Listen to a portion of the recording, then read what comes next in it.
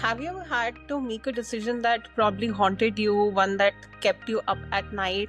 I think any leader who says they didn't have to do this are not being honest. This is kind of the part and parcel and basics of any leader's role. You have to make decisions. Have you ever felt like you had no one to turn to, and how do you find real support when showing vulnerability that can feel like a risk altogether? Yes, to your point, you can't share all your vulnerabilities all the time with everyone. But for me, the way I worked it out is there's always some people in your life that you go to for different things. So, have you felt like leadership demanded more than you were willing to give or prepared to give?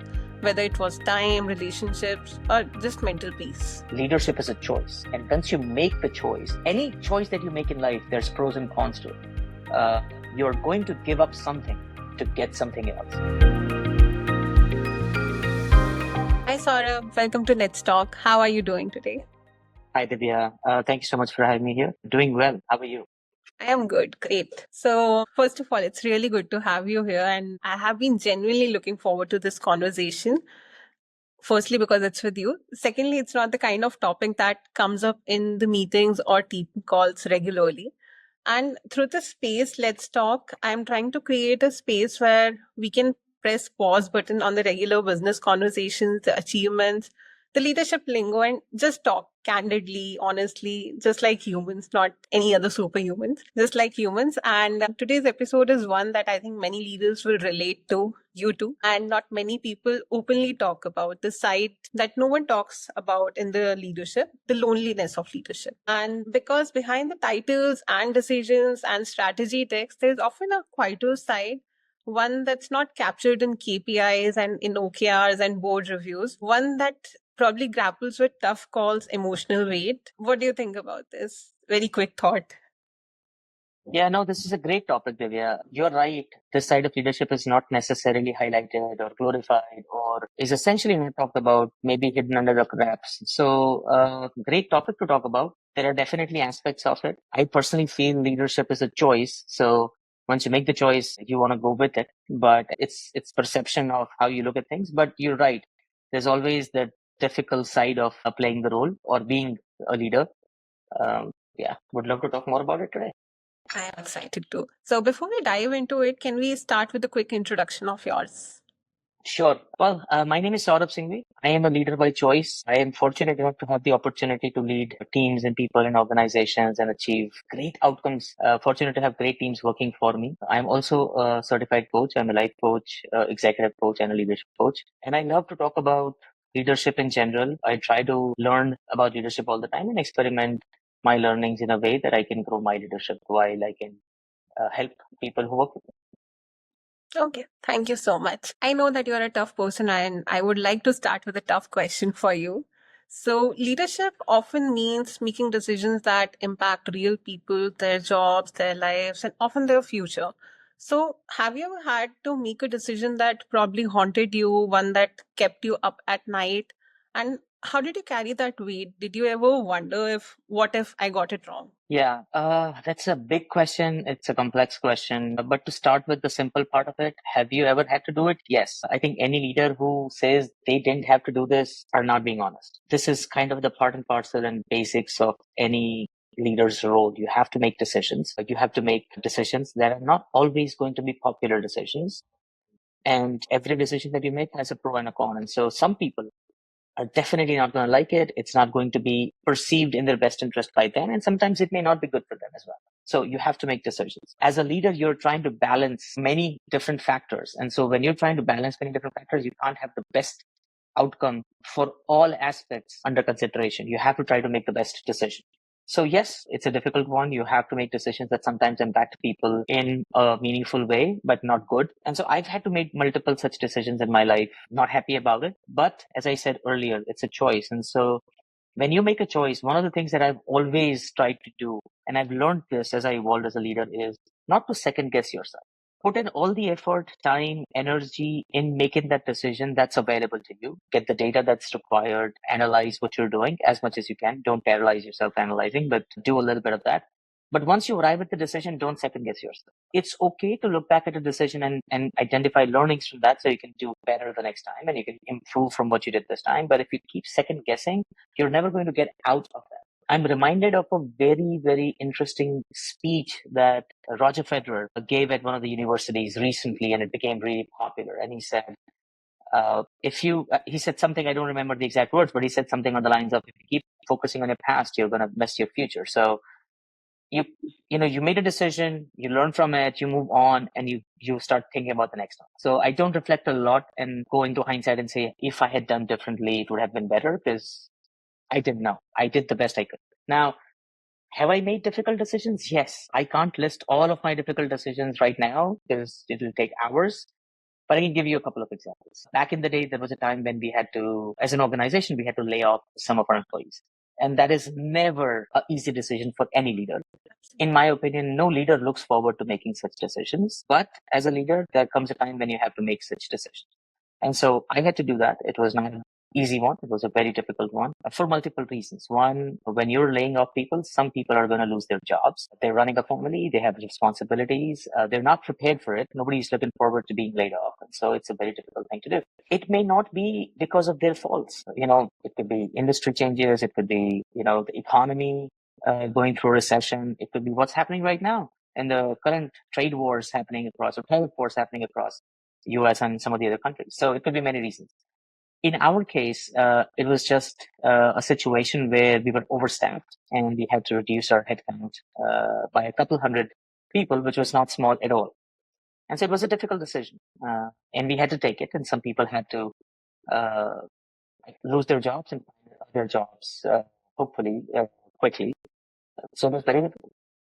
We had to take it, and we learned from it, and we try to make sure that in the future we operate in a way, run a business in a way that such situations don't happen a lot or happen as less frequently as possible. If you're lucky, never, but usually that's not something that I've seen over a long period of my leadership journey. So you try to minimize it as much as possible. That was very powerful. The first statement that you said about confidence. It shows the confidence of a leadership, how you don't have to look in the past too much, think too much about the past, and be confident of the present and the future. And again, a very powerful example, common but very powerful. And also something that I have not heard often leaders admitting that, I have to take this decision, it's a tough decision. So thank you for sharing that. And it leads me to a very deeply personal question. Who do leaders turn to when they need help? So I know I might make leaders sound like a different planet creatures altogether, but as you move up the ladder, the number of people you can truly confide in shrinks. And also because you become the one that people start looking up to. So have you felt like you had no one to turn to, and how do you find real support when showing vulnerability that can feel like a risk altogether? Yeah, so there's popular notion that as you climb the leadership ladder and rise in an organization, but the number of people you can lean on or seek support from or talk to kind of keeps reducing. And it's said that leadership is a lonely journey. I look at it slightly differently. Yes, to your point, you can't share all your vulnerabilities all the time with everyone. Yes, a lot of the people in the organization are looking up to you for confidence, for support, for positive reinforcement, and seeing a weak or a distracted or even lack of confidence, non-confident leader is not a good sign for the team. So I get what you're saying, but for me, the way I worked it out is there's always some people in your life that you go to for different things. You have people in your life who you go to for emotional support. There are people in life you use as a sounding board. There are people in your life who you look down and look up as a mentor or a coach. I believe it's extremely important for everyone to have such people in life. They don't have to be from your organization. They don't have to be your colleagues. They can be your friends. They can be family. They can be people that you just associate with professionally, or they could be from your office. I have been extremely fortunate to have people in all these areas. I have people that I can talk to and have been talking to in my professional circle, in current organization and from past organizations and associations. I have people that I can talk to in my personal life, my wife being one of them. We talk a lot about what's going on and, how we could process things. And that's great. I've been fortunate to work with a couple of really great coaches. I owe a lot to them who helped me get through difficult times and decisions. So you may not be able to talk about everything to your team, but there's always going to be people that you can go to in your life. And I highly recommend to have some people on speed dial for different situations, or maybe you have some universal master in your life who can address most things. Not for me. So I have different people that I reach out to for different situations and different times when I need help. And I need a lot of help, like anybody does. First and foremost, leaders are also the same human beings as anybody else. They're no different. And so they also need the help and support. And if leaders recognize that they need the help and support, it becomes easier for them. If they don't recognize, or they have this misnomer of the fact that they need to look tough and they can't go asking for help, that's going to be a problem. Yeah. I think, and that vulnerability, showing that vulnerability is hard, but it's extremely important as well. Yes. I mean, that's the growth journey of a leader as well. So when they learn, and everybody is on their own journey, everybody's on their own path and their pace. When they learn that, it's okay. There was back in the day, there was this notion of a leader should know everything. A leader should have all the answers. A leader has to be strong. And I think this is a misconstrued perception or image of a leader that has been created or was created in the past. I believe the world is moving on from there. Uh, a leader doesn't have to have all the answers. A leader doesn't have to be the most confident person in the room. The leader doesn't have to be the most intelligent person in the room. So they should be open to ask for help, go to the right people, and hopefully have the right people in their lives to seek help. Almost makes me feel like a parent and child relationship. Yeah, that's one way to look at it. Yeah, and I think one of the hardest parts is staying empathetic without becoming emotionally overwhelmed of this entire leadership journey. And this brings me to my next question. So, you may want to be the kind of leader who listens, who cares, and who is very empathetic in nature. But when every tough decision has a human cost, how do you keep yourself from carrying the emotional weight of it? Have you ever struggled to separate the role from the person? Yeah, so this is a great point. And yes, I have personally struggled with it, and I've grown over it, and I've learned over a bit of time how to deal with it. Am I perfect? No, absolutely not. So I'll talk about what I went through as a journey and what was the reality check for me and the aha moment for me. So yes, as a leader, it's a balance. You want to be listening to people, you want to hear them, you're empathetic. And at the same time, you're supposed to make difficult decisions, which can be contra, in terms of how you want to operate, and it can create a conflict for you. So obviously, it did for me. As a person, as an individual, I'm an eternal optimist. So I always believe that there's good in everything that happens and there's a positive side to it, and things can always and will always get better, right? So that's who I am as a person. So back in the day, when I had people on my team or in my organization who were not performing or who were not meeting the expectations of their jobs, I believe that they can always get better. And that's a good thing, right? That's being an optimist, that's hoping in the potential of people. But in that journey, I did not know where to draw the line. Should we give people lifetime to get better? Should we give people 2 months, 12 months? And there is no rocket science, by the way. There is no formula, but I was erring on the side of giving them n number of chances, no limit. Keep hoping and trying and praying and working with them that they'll get better. And so I didn't even realize I was doing that, and it was having its own negative impact on the organization, on people around me, and in the team. One fine day, one of the professors who was also my coach at one point of time asked me a beautiful question, a high impactful question that I didn't even get at that time, realized later on. And she asked me, she was like, what is the cost you're willing to pay to let somebody continue to fail until they succeed? And sometimes we only look at the individual in isolation, but we don't see the impact to the broader organization, to people around them. And when I discussed this in more detail with her, she said, or she asked me and explained, she said, sometimes if you're giving a leader opportunities even after they fail or they're not committed to doing what they're supposed to do, it's not just that leader, it's the organization, it's the people around them. Like if that leader continues to make mistakes and has a bigger impact on the organization, and let's say the organization closes down or has to shut down a business or suffers losses, and then you end up having to lay off hundreds of people, now that opportunity could have cost hundreds of people their jobs.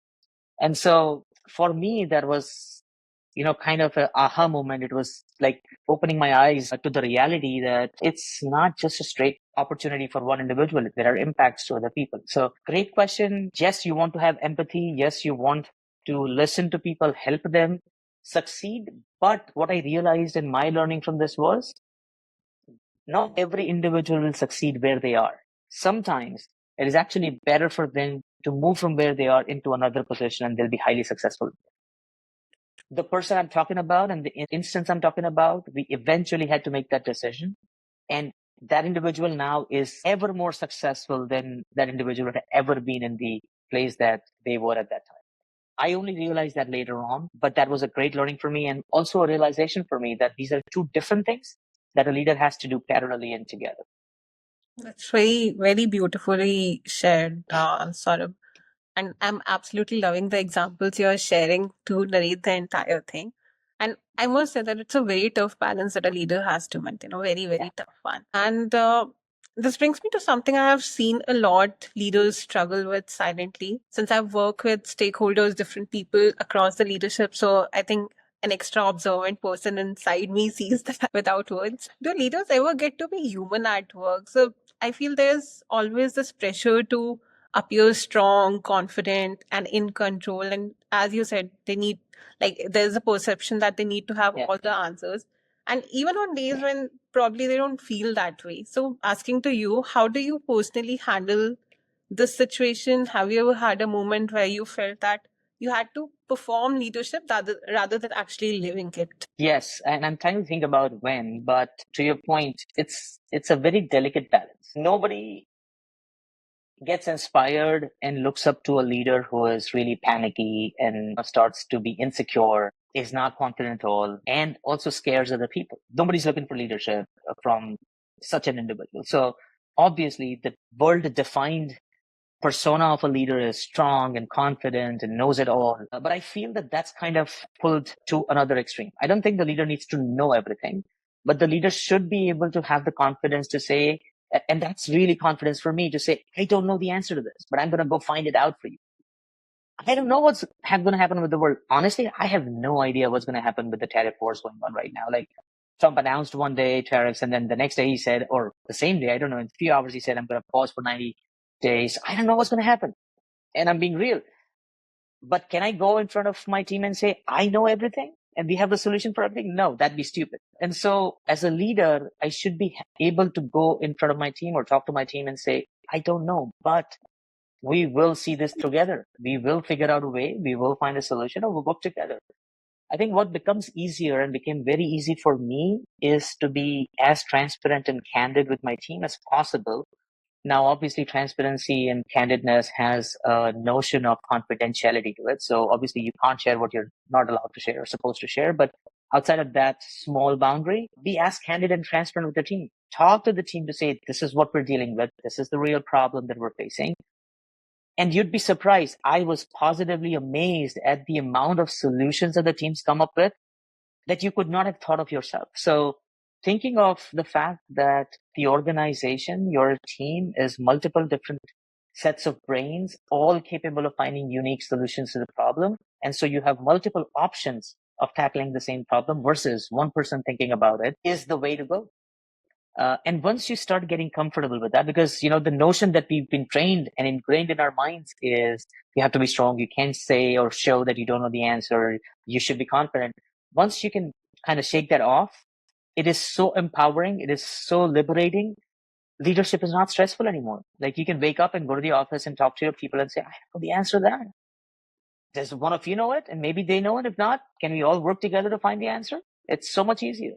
It's not stressful anymore. Yeah, I think more than the actual work of a leader, the idea or the perception that people have of a leadership is exhausting than the actual thing itself. And I would go back to your previous answer where you spoke about the example and basically the cost of leadership. So, I think I want to understand what has leadership taken from you in terms of any sort of cost, because we celebrate leadership wins, we celebrate big deals closed, milestones achieved, but we rarely talk about what it costs for a leader. So, have you felt like leadership demanded more than you were willing to give or prepared to give, whether it was time, relationships, or just mental peace? Yeah, so before I answer this, I want to start with a very famous or at least a very close to heart quote for me. I love this leadership. I call him leadership guru, Simon Sinek. I'm sure a lot of people have heard about him. And one of the quotes from him is, The cost of leadership is self-interest. If I'm not wrong, this is from his book, Leaders Eat Last, if I'm not wrong. And it is so deep, it is so, insightful in the fact that I said at the start of this conversation, leadership is a choice. And once you make the choice, any choice that you make in life, there's pros and cons to it. You're going to give up something to get something else. And that's how essentially choice is all about. And so leadership is also a choice. And if you're making the choice of leadership, the cost of that is self-interest, which means you're going to put certain other things on the back burner or kind of deprioritize them for leadership, which means, spending time for your team, being available for them, listening to them, helping them, coaching them, mentoring them. And it takes time away. It takes time away from your personal life. It takes time away from what you want to do for yourself. So there are definitely costs to it. But I also feel that if you get the combination right, if you evolve in your leadership journey to be able to become a capable leader, the benefits far outweigh the costs. The satisfaction that you get when you see one of your team members succeed or achieve something or be able to solve the problem that they were dealing with is just unmeasurable. And, it's so much better, so much more fulfilling and satisfying than the cost you're paying to be on that leadership journey. So yes, there's a cost. It's a choice if you choose to make that cost. So the reason I say choice so many times and if you choose so many times is in a lot of cases, leadership is thrust upon individuals. And so if you become a default leader just because, then it might feel burdensome for you. It might feel like you're giving up too much of what your personal self-interest is. And so I always encourage people to think about that and make a decision or a choice. It's absolutely fine for people to say leadership is not for me. Not every individual on the planet is going to be a leader. But what is more important is to make that decision and say, yes, I want to be a leader and I'm willing to pay the cost for leadership, which is self-interest as per Simon Sinek. Or I don't want to be a leader, and that's okay. It's not a good or a bad choice. It's just a choice of who you want to be and how you want to lead your life. And that's a great decision. But trying to sail on two boats at the same time is not recommended. I don't recommend that. That's very true. And thank you for sharing that so openly, Saurabh. I think it's the kind of this honesty that helps people feel seen and more heard. And if you allow me, I wouldn't want to go even deeper in terms of my question. Can you tell me honestly about a moment when leadership felt the loneliest to you? Probably a time when you felt completely alone in your role. And while you answer this, if you could also share what did you take away from that experience and how do you now support others facing the same struggle? Yeah. So it happens a lot. It happens a lot more than you would expect. And I've learned a lot. I have multiple examples, but I'll stick to the example I gave at the start of our conversation about, a situation where we had to let go or lay off a couple hundred people. And so it was a bad decision. It was a difficult decision to take. It was not a happy one. And so we decided to make sure that we are as fair as humanly possible, respectable and respectful to people. We don't want to be disrespectful. We want to treat people the way we want to treat ourselves or want anybody else to treat ourselves. And so we decided to inform and share this difficult piece of information with all employees as soon as we possibly could. We informed people more than 2 months in advance that this is what we're dealing with. This is where we are. This is the impact that we're foreseeing, and this is how the next steps are really cut out for us. We involved people in the decision-making process. We asked them for their ideas and inputs. We told people that here's what we're willing to do. We asked for volunteers and nominations if anybody was thinking about, taking a break or finding a new job or not happy with us anyways. This is a great opportunity. We're offering a good severance package, blah, blah, whatever. Take the opportunity and you go find another job and we'll help you find another job, all of that. At the same time, people who are really happy and want to be with the organization might get an opportunity to stay back with the organization. So we went out there. We told people this is the problem. This is what caused it. This is the impact of it. This is what we're planning to do. We gave them some time to think about it. We gave them some time to come up with ideas and recommendations. We also were clear that every idea and recommendation that comes through may not be implemented, but we will be sure to consider them, and anything that makes sense, we will accommodate. Thankfully, it worked really well. We got a lot of nominations of volunteers to the point that almost 90% of our headcount reduction happened through volunteers. And we didn't have to necessarily pick people and say, you don't have a job, you're asked to go, let go, whatever. Only about 9-10% of the people we had to handpick and choose. So it went very well. People appreciated it. To this day, if I meet some of those people, they still say that that was one of the best ways of us taking that difficult decision. I don't want to be proud of what we did, but the fact that we involved team members and we treated them with respect and we told them clearly, this is where we missed, this is what the mistake is, this is why we're in this situation, and we want to take this decision together, had a huge role to play in terms of that working out well. Now, that is the good part of this decision, right? But throughout the decision-making process, there was always a lot of people, including leaders in the organization, colleagues, peers, team members, who always would second guess, would undermine, would question, saying, this is not the right way to do it. This is not how the world does it. It's going to fail. It's not going to work. Uh, you're giving up too much information too soon. You can't trust people. Like everything negative that you can expect was coming at me all times. I'm glad in hindsight that I was still able to stick to my guns and guts and I didn't give up. And it worked out well. Now, how does this make you thankless? Even after all of this happened, worked well, a few months later, when we were reviewing how this panned out, did it work well or not? We still got feedback saying, well, maybe we were too lenient and that's why it worked out really well. And so my learning, and this is also something I learned in one of my trainings that I went through, is the leader's job is not to please people. If people think they got into leadership and now they need to keep their teams or people happy, that's not the leader's job. And it's in fact flawed because you can't make people happy or can't make all the people happy. Whenever you make a decision, some people are going to love the decision. Others are going to be indifferent about the decision. And there's also going to be people who hate that decision. And very quickly, people will hate you for that decision versus the decision because, objectivity doesn't come that easy.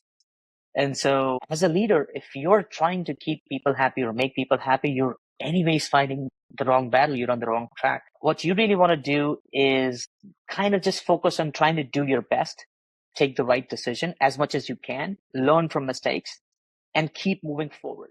You're not going to get all of them right. You're going to make mistakes because you're a human being. But as long as you have intent in the right place, you're trying to do the right things, you're following some of the fundamentals and best practices, that's the best you can do anyways. We also need to know that we, or anybody for that matter, doesn't have answers to everything, don't know all the information. We don't always know what's going to happen after we do a certain thing. And so it's very easy to reflect in hindsight and say, I could have done this differently. But if you'd had the information at that time, you would have done it differently anyways. And so, it's always a situation where some people are not going to like it. They're always going to reflect poorly on what you did, but that's okay. What I learned is leadership isn't about making everybody happy. It isn't about validation from everyone. It is obviously about making sure that you feel right about what you did. You can sleep well at night and that your intents were correct and then you were trying to do your best. That's all that matters for me, at least. That was a very powerful example, sort very, very powerful. And I think that's a moment that would resonate with so many, at least with me for sure. So thank you for sharing that. And I hope it wasn't a very overwhelming conversation for you. So maybe it's time to end it with one last question to probably conclude this entire conversation. How do we make leadership less lonely? So we have spoken about the loneliness, the other sides of it. Now maybe some takeaways, some pointers from you. So many leaders struggle in silence because they fear being seen as weak. So what can organizations do to make leadership more human? And probably what can leaders themselves do to change that culture where they don't feel that they have to suffer in silence alone? Yeah, I think I did allude to a little bit of that, but I will say that again. The first thing that leaders should do to feel less lonely is kind of dispel this notion in their minds that they can't talk to people, that they can't be themselves, that they're not humans or are some superhumans. We're humans. We're allowed to fail. We're allowed to not know all the answers. We're absolutely allowed to make the wrong decisions or give wrong answers, or even say, I don't know.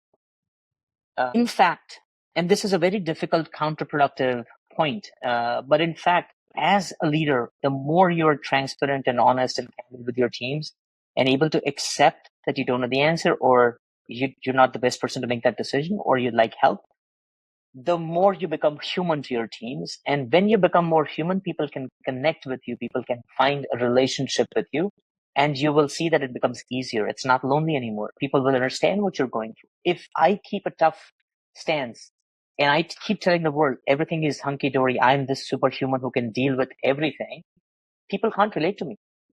Then I'm some alien for them that they can't relate to. And that's going to be a difficult future for me. Then it becomes difficult for me as a leader because I'm making it lonely for myself. And so the best way is to not alienate myself from my team, to be transparent and open with them as much as possible. Tell them what you're dealing with, tell them your problems so that they can realize that you as a leader also have problems, just like anybody else. Because the reality is we all have problems. I've not seen a leader who doesn't have to deal with problems. So we all have problems, talk about them. Obviously, keep the confidential information to yourself. But my experience of 25 plus years in organizations is there's very little confidential information. Most of the information that we don't share is not confidential. And so you can share that. If you're stressing over a presentation that's going to happen next week, it's not confidential. Go share it with the team. Tell them I'm so stressed about this presentation that I need to make to the board. Maybe a couple of them will come and help you and say, hey, I have this great idea. I can do this animation in a presentation. I'm really good at it. Or I use this GPT feature now and I can help you with it. You never know where help comes from. So the first step is to bring yourself down to that human level as everybody else. Be transparent and open. The second recommendation is always have those few people in life, either within the organization, ex-employees, ex-colleagues, friends, family, that you can talk to. You don't always have to go talk to your team. But do talk. Don't keep it stuffed inside yourself because that becomes a bigger problem. It isn't lonely if you don't make it lonely. It is lonely if you make it lonely. And so talk to people, tell them your problems, tell them what you're dealing with. Even if it's not a problem or you don't perceive it as a problem, just tell them what you're dealing with. You never know, just a discussion might open up new avenues for you in terms of how you think about the same situation. And you might have a lightning aha moment that can change the way you think. For me, it was my coach and professor, which we were talking about a completely different topic, but it was an aha moment for me and it helped me make a really difficult decision, which worked out really well for me. So the second piece I would recommend is have people in your life that you talk to and be honest and transparent when you talk with them. It's easy when somebody asks, how are things? You're like, everything is fine. Things are great. Yeah, sure. But are they? And so if you keep that facade up, you're lonely. If you drop that facade, you're not lonely. And then the third thing that I'd recommend, in addition to the first two, to help kind of fight this perceived loneliness, is stop or give up this notion of trying to be good, trying or finding that validation from people, wanting people to look up to you as a good leader. My experience says that people's perception and notion of you as a leader, good or bad or average, changes over time. Sometimes you make a difficult decision and people hate you for it, until later on they realize it was the best decision for them and they suddenly start liking you and adoring you and following you. So that's not something you can control. How people look up to you, how people perceive you is absolutely not in your control. So don't get bothered by it. Do the right thing. Keep educating yourself. Keep learning and improving. Keep learning from your mistakes and don't repeat your mistakes again. Do the best you can to your ability and then let things take their own course. If you're doing things right, you will find that you're successful in the long term. It may not be tomorrow, but in the long term, it will work out well for you. And that helps a lot with not feeling lonely because then you're not fighting against false, goal that you set for yourself to be perceived as a great leader. You never know when you'll become a great leader without even trying for it. Definitely. These were such important takeaways, Saurabh. And I would say it's very simple, but yet very impactful and very strong. So I think because at the end of the day, titles don't make us invincible. Leadership doesn't mean you stop needing connection, support, or space to be human. So, Saurabh, thank you so much for showing up so honestly today. And I hope you did have a nice time having this conversation. Oh, I love the fact that I could share some of these examples, talk big about myself, and have fun. These were really difficult questions, but they were so good from the sense that I could share some of my real stories, my examples. I am really passionate about leadership in general, so it was good fun having these conversations. Some difficult questions, but I'm glad to hear that.